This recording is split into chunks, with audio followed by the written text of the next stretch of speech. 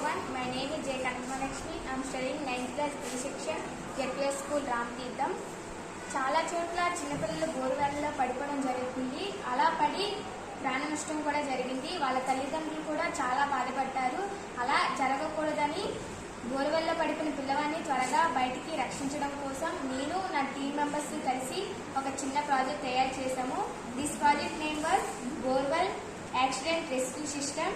మేము ఈ ప్రాజెక్ట్ ఉపయోగించిన components Arduino UNO, LCD display, ultrasonic sensor, servo motor, buzzer and jumper vice.